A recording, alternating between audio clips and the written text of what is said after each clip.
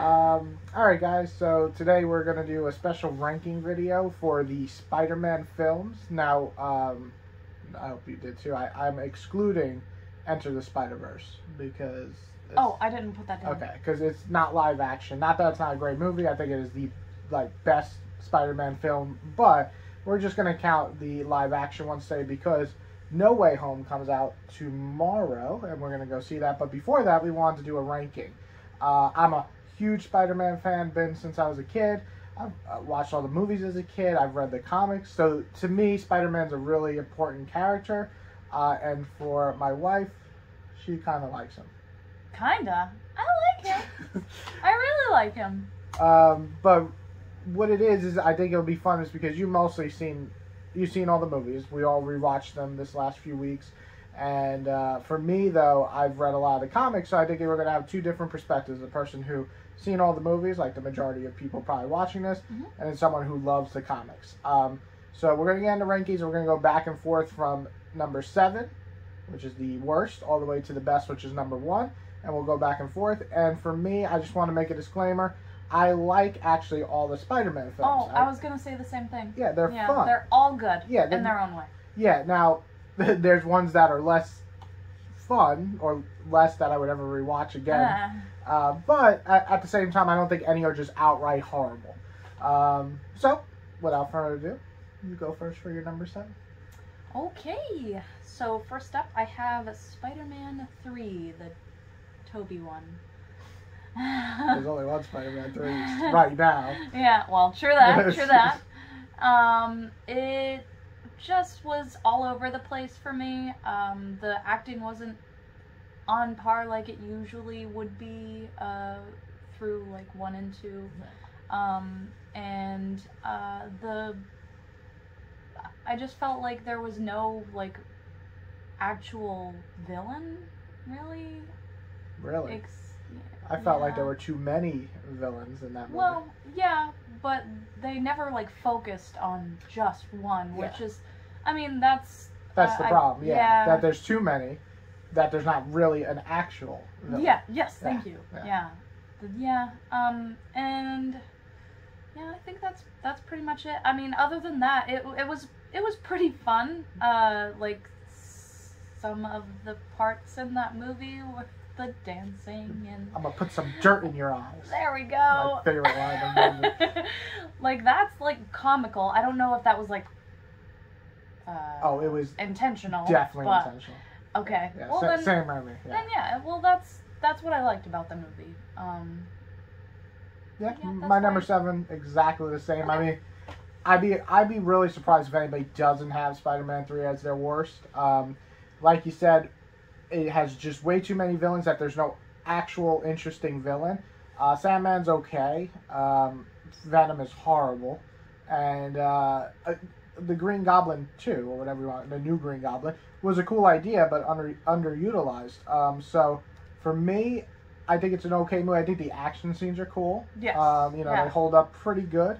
But, yeah, overall, it's a messy movie. It's definitely rushed, as Sam Raimi, the director, has said many times he does not love this movie because of the studio interference, and I can see it.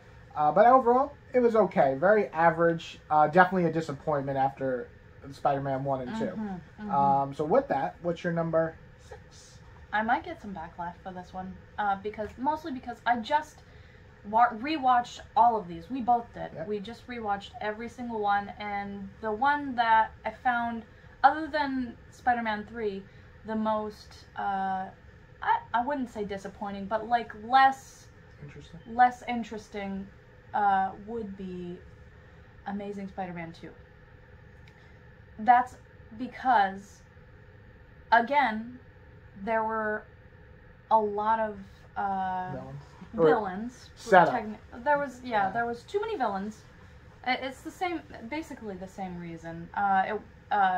It felt unnecessarily dark at times, but the ending and all the parts with Emma Stone, Gwen Stacy,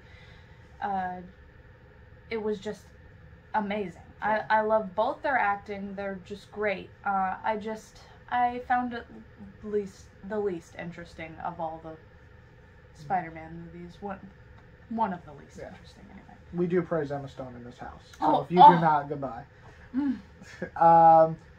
Interesting. Okay, so my number 6 is, and if you think you're not going to get backlash, I will.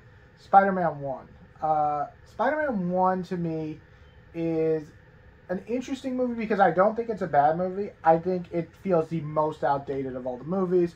Now, Spider-Man 1 did a lot for cinema in terms of superheroes. It brought superheroes up. Besides Blade, really Spider-Man was the big one, especially for superhero movies with X-Men. And I like Spider-Man 1. I think the problem I have with Spider-Man 1 is none of it feels like a real world. It feels like the comic book. And while that's cool, and I've read the comics, it also feels like it's in the modern world, but old. Like, it feels like it's trying to be modern in 2000, but the characters dress and act like they're in the 60s and 70s, like the comic counterpart. So my problem with the movie is it feels outdated before it really should. I think there's great parts again. I think Tobey Maguire is not my favorite Spider-Man. He's actually my least favorite. But he is sometimes funny as a really awkward Peter Parker. And in this movie, he dials up the awkwardness so much that he's mumbling all the time. And he has lines like, I had to beat an old lady with a stick to get this, what was it, cranberry or whatever the hell he had to get for Thanksgiving. So yeah, it's okay. I think it has some really great moments. That was the second movie. No, it was with, remember he brought it home and Green Goblin was in there. Norman Osborn. Oh, was no, like, you're right, what are you doing? You're right. But I will say the things I do like about the movie is I think some of the brutal action scenes, especially the ending with Spider-Man and Goblin, is great. And I fucking love William Dafoe. Love William Dafoe. So I think my main problem is I don't love the casting of this universe as much as everybody else. But yeah, it was fun. I just think it feels the most outdated, and it didn't really resonate with me that much. What's your number 5? Okay, my number 5 is Spider-Man 2. Yeah. Spider-Man 2 or Amazing Spider-Man 2? No.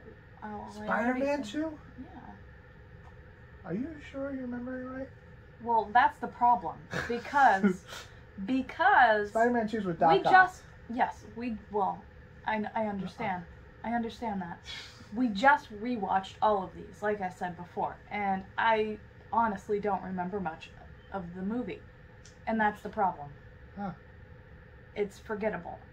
I like Doc Ock. He's a really great character. I feel like they didn't delve into the character as much as they should have, though. Like, there's no, backstory. I feel like they should have said more backstory or something. For Dr. Octavius? Yeah. I mean, they tell you why he's doing what he's doing. They tell you how he met his wife, why they fell in love. There's a lot of backstory for him. I don't remember any of this, honestly. Are you sure? I'm pretty sure after that movie you said that was a great movie. It's the one with the elevator scene.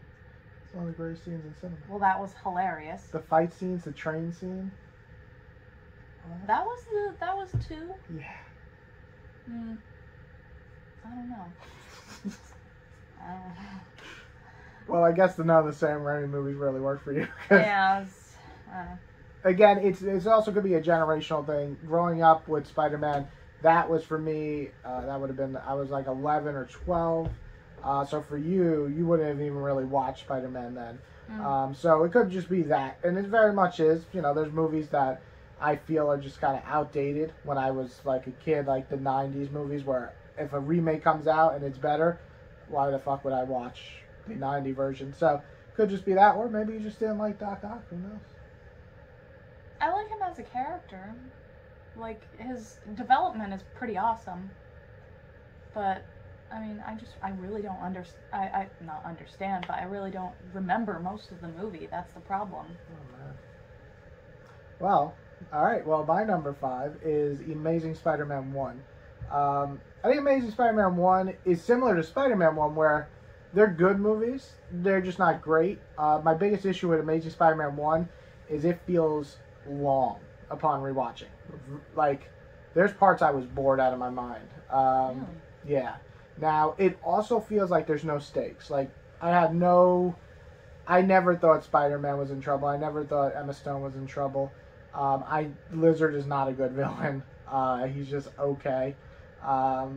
Saying that, there's stuff I absolutely love in this movie. I think the scene where he saves the kid in the car is one of the best Spider-Man scenes ever filmed.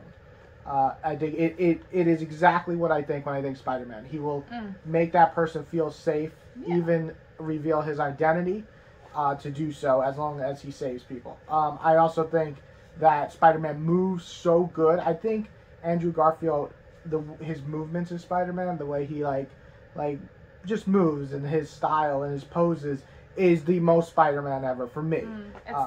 It's definitely Spider-like. Yeah, he's very low to the ground. He crawls on fast. people. Yeah, it's just he uses webs so much more than any other Spider-Man.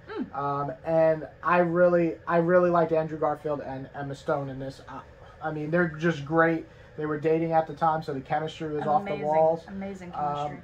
Yeah, so the acting part of this and there's moments in this I really enjoyed, but as a movie as a whole, it felt like it was repeating the same beats as the first Spider-Man. And I mean, when you're doing the almost exact remake, Uncle dying, the origin story, him learning how to shoot webs, you're just kind of repeating the same thing, which I really got kind of a little bored with. It's like, when are we gonna skip to the good parts? Yeah, like the best part of the movie to me is the second half, which is when he's already Spider-Man.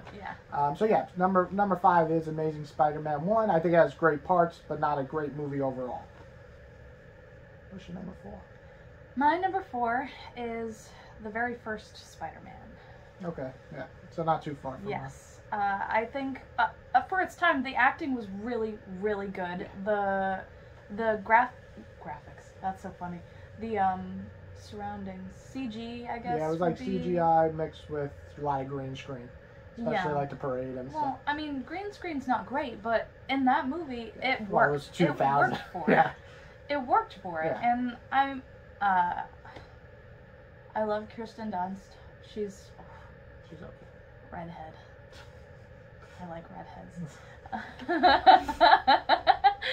But yeah, and the villain, I mean, like Willem Dafoe. Yeah, he was a standout. He's wow. In every movie, and he's in, it's just wow. He's Willem Dafoe. I kind of like the Aunt May in that series. She's a little. I feel like they were a little old to be. Yeah. Well, she's really old in the comics, so it made sense. But for me, it's just like she's so old. I worry that she'll fall over. And like every scene, I was like, oh, don't die. Yeah, for real. Like she was creaking. Yeah. Yeah, she's old. But yeah, I honestly, genuinely kind of liked that movie. I wouldn't say it's one of my favorites, but yeah. Well, now we're getting into more. These are movies I actually like and rewatch. Yeah, absolutely. So my number 4 is SpiderMan Homecoming. I think Homecoming is a really well-made film. I think that it has some, again, great moments. I think my problem with Homecoming is it didn't resonate with me in terms of making me love Peter Parker. And it's weird because the first look we got out of Tom Holland was Civil War with Spider-Man. And amazing. He was the standout. Besides Black Panther, he stood out the most. And he came on scene and he was great as a young Peter Parker, one that we didn't really get because, let's be honest, Toby and Andrew did not play young Peter Parker. They played in the high school, in the college. This is high school Peter Parker. So yeah, I didn't love Peter Parker in this. I didn't feel much for that character. Saying that, I think the action scenes are a lot of fun. I think Vulture is one of the best villains ever in comic universe. You actually feel sympathy for him. He doesn't feel like he's just doing this shit because he wants to kill people. He lost everything. He's trying to take care of his family, and it's Tony Stark that did it. So I really, really like that. I really like Spider-Man's suit in this, the talking AI. I think it's funny. I know some people are like, oh my god, he doesn't do his own suit. Shut the fuck up. I really, really enjoyed having something different, okay? If I want to watch one without the AI, I watched 5 other movies before this. And yeah, I liked Homecoming. I just didn't really love Peter in this or Spider-Man. I just thought that they kind of lacked the heart of it. Saying that, it was a fun, very almost 80s, like one of those high school comedy. I'm trying to think of the movie where they're all in detention. Breakfast Club. It felt like Breakfast Club meets Spider-Man, and I liked it. But yeah, it was an enjoyable movie. Nothing mind-blowing, but I enjoyed it. Wow. Okay, then my next one is going to be Amazing Spider-Man. This is number 3, right? Yeah. Okay.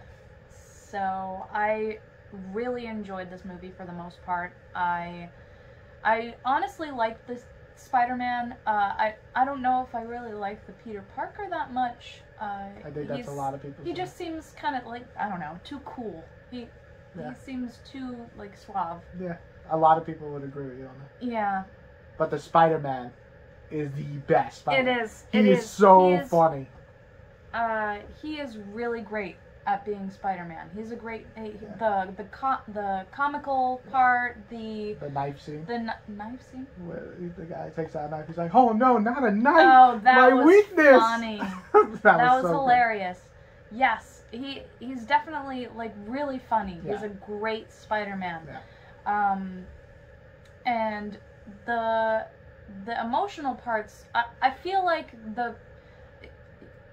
I definitely understand what you say when like you like all of the bin scenes and everything like go away, but they did that pretty well. Well, they do it well because it's Andrew Garfield. Let's be honest, he makes you cry because he's fucking crying and you're crying because he's such a good actor. Yes, absolutely. I love Andrew Garfield. He's great. Also, it wasn't really like believable that he was in high school though. Well, he's 30 years old almost. Yeah, he was basically like at the age like he was. Yeah. So there we go. But yeah, I pretty much enjoyed that movie though, so it was pretty good. So what's funny is that's your number 3. My number 3 is Amazing Spider-Man 2. Amazing Spider-Man 2 is the most uneven movie I think I've ever seen. There's parts that I absolutely think are stupid as shit. I think they ruined the idea of Electro. I think they don't really know what they're doing with he obviously has some type of mental unstable mental frame. Like he's not all there, and they kind of play it off as a weird joke sometimes that I didn't like. They're introducing like 6. They're obviously introducing the Sinister Six by showing all their fucking tentacles and shit at the end, but we're never gonna get it, so it was a waste. Everything felt rushed, like they're pushing through. Saying that, I think Andrew Garfield and Emma Stone are wonderfully together again. Oh yeah. I think he's funny as hell in this movie. I think this is the best Spider-Man suit. This is my favorite Spider-Man suit of all time. I think the action scenes look beautiful, especially with Electro using all the fucking blue lightning and Spider-Man just jumping up and down. It looks great. Spider-Man moves wonderful. I think that it's the one of the more emotional ones. I actually did cry when Gwen died. To me is a wonderful scene. Absolutely. I think it's wonderfully done. I also think, strangely enough, that you said it was boring. To me, it didn't feel boring. It moved pretty quick. My thing with the movie, though, is it's just not... There's the great and the shit, and you put it into one movie, and it's mixed. And that's the problem with this movie. I really wanted to love it. At the same time, they keep doing things that are annoying the crap out of me. Saying that, I think it's a movie that a lot of parts stuck with me. It's been like 7, 8 years since we first saw it, and I still remember... So many years? Is that long? Maybe 6 years. But I still remember some great... 7, 8 years. Yeah. Holy shit. But I'm going to stop talking about one thing I really, really enjoyed, too, was the fact that they captured Spider-Man's essence so well in this movie. I think the 2 standout scenes were when the little kid's getting bullied, and he helps repair his thing. He's like, "You built this? This is so cool." Yeah, that was cool. That's Spider-Man. And also the ending.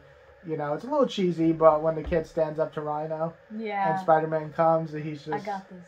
Yeah, like, I got this. Go take care of your mom for us. I was just like, Man, you're going to hit me with the feels because that is Spider-Man. You know, that's the Spider-Man I read growing up. That's the Spider-Man that made me, love him as a hero. Mm-hmm. So, yeah, there's moments I really love, but overall, it is a messy movie. So there's no way it's better than my top two. But what is your number two? Well, before we get into that, I just wanted to add to, like, the bad parts of Spider-Man 2. Well, because you only talked about Green Goblin, like, for a second. And I just want to put out there that it was a disease. Like, yeah. Why?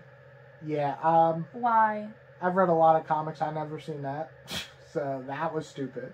That was a bad idea. And the suit wasn't too bad, but whatever they were doing with his face. Yeah, like this. It was almost like scales, and I'm just like, why? Doesn't look like a goblin. He looks like a hobo. Like a green fish. Yeah, like a fish, like a fishin', a fisherlin, a goblin, a fish, goblin. What's happening? Whatever. Okay. Anyway, what's your number two? Stroke? Shut up. What's okay? number two? My number two is SpiderMan Homecoming. I think a lot of people would agree with you. I loved this movie. It's really good. Now, it is by far the youngest Peter Parker Spider-Man there is, as far as the movies go. But I love Tom Holland. He's a great actor. I have a soft spot for the he's British, right? Yeah. He's British, and you don't hear the accent at all. Yeah, he does that really well. It's like mind-blowing. And, a lot of actors do that, but I can't. But you can still hear some, like Charlie Hunnam. Like, yeah. I love him, but you can still hear it. Oh, for sure, yeah. I think Tom Holland, a problem with Tom Holland, he sounds so good as, American that's all he gets casted as. So, yeah. I feel bad for him. And the fact that they completely removed Ben from the situation, he's probably already dead at this point. Oh, he is. And he's grieved, and everything's okay now. I love that. I love that they... What? I just want to say, because people are going to attack you for that. I understand that Ben is an important character to Spider-Man. Trust me, I've read a lot of his shit. No, he really is. He's important. But it is... I agree with her in the fact that I am so fucking over Ben dying. I understand people want references for him, and I would like that once in a while. But we got the reference in Civil War. If you didn't catch it, maybe rewatch that scene. But he literally says the same thing. If my uncle, well, he doesn't say uncle, but I was told if I had the power to do something and I didn't, then I wouldn't, I'm not worthy of this power. Same fucking thing as responsibility, people. So, Ben died and he made Peter who he is. We don't need to see him die again. We don't need him to be referenced. We don't need a fucking dream sequence with him. We got all that. So, I agree with you. I just want to say calm down for the people going crazy over Ben. Also, I agree with you on the villain in this movie. There was real stakes at this point, and with the whole thing with Iron Man, and it was basically yeah. People hate that, but I love that. Oh, really? People actually hate that? Oh, well, not everybody. Obviously, these movies do millions of dollars. Without Ben, you need some kind of figure, yeah. People just don't like that. It's so much Iron Man.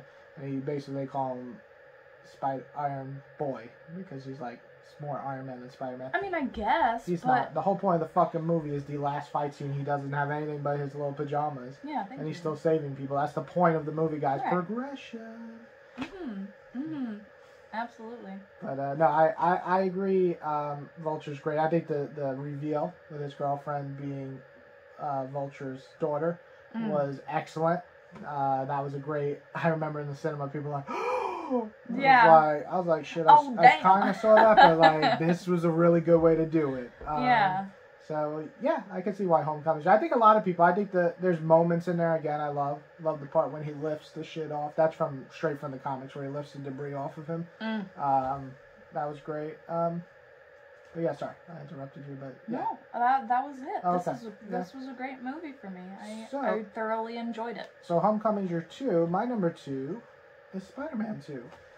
Spider-Man 2, it to me is a testament to the movie because, again, I said in the beginning, I know she likes the casting for the older Spider-Man films. I do not.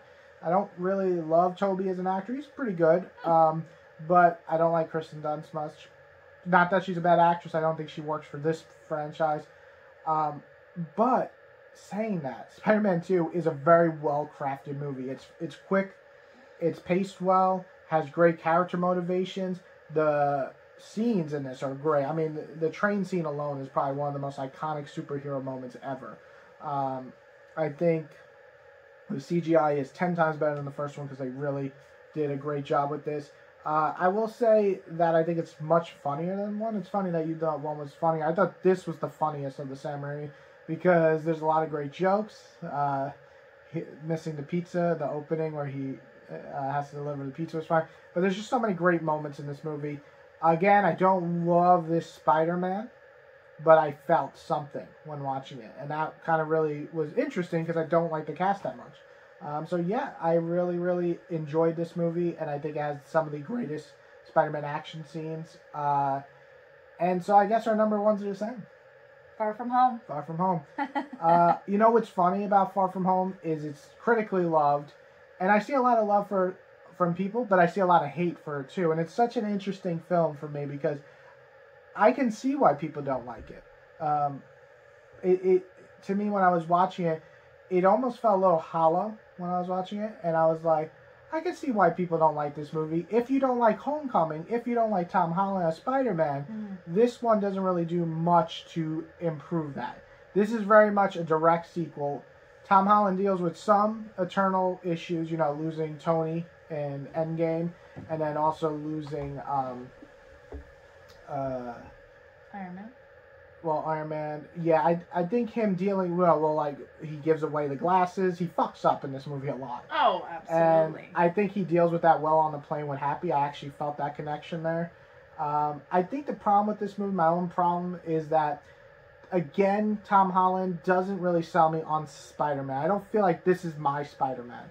And that's okay, because you know what? Everybody has their own Spider-Man. But besides that, the movie's great. I mean, it's beautiful. It is beautiful. The fight scenes are great. Mysterio, great. The special effects, the design, just the design, wonderful. The whole movie was beautiful. Yeah. Spider-Man's last suit looks fucking sick. The black and red and the webs under. Night Monkey. Yeah, a Night Monkey is a cool design. It's very stealth-like. I loved all that. Jake Gyllenhaal is one of my favorite actors, so he was great. I thought this is the movie where I started liking Zendaya as MJ.